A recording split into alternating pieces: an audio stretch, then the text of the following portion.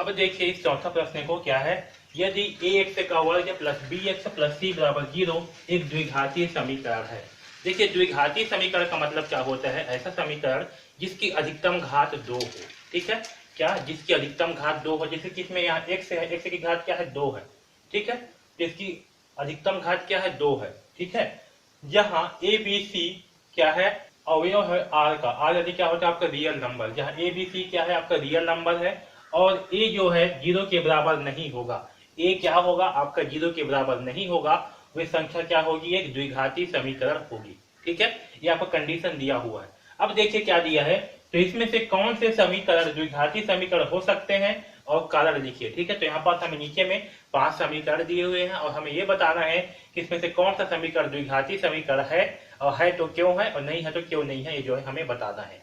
ठीक है, तो चलिए इसे हल करते हैं।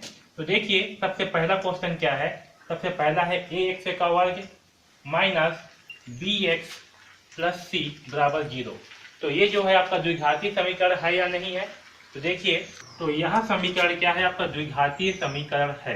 क्या है, द्विघातीय समीकरण है। क्यों है, क्योंकि इसमें ax का वर्ग है और यहाँ पास x का मान जो है, सॉरी a का मान जो है आपका 0 नहीं है, इसलिए क्या होगा, ये जो समीकरण है ये द्विघातीय समीकरण है।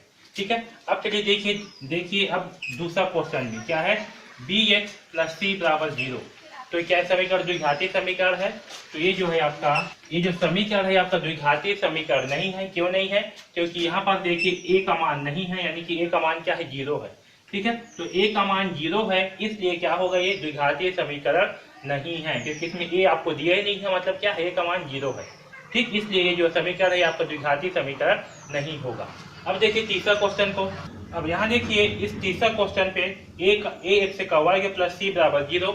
तो ये क्या है, ये जो समीकरण है जो एक द्विघातीय समीकरण है, क्योंकि इसकी घात की क्या है, अधिकतम घात 2 है, इसमें a का मान जो है 0 नहीं है, इसलिए क्या होगा, ये जो है द्विघातीय समीकरण होगा।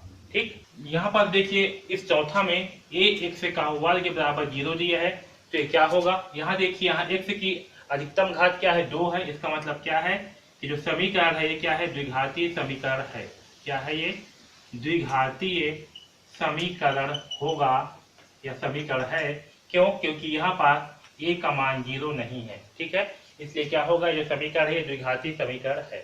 ठीक, अब देखिए पांचवा प्रश्न में bx प्लस 0 दिया हुआ है, सॉरी bx बराबर 0 दिया है। इसका मतलब क्या है, ये समीकरण जो है द्विघातीय समीकरण नहीं है, क्योंकि इसमें a का मान 0 है। ठीक है, द्विघातीय समीकरण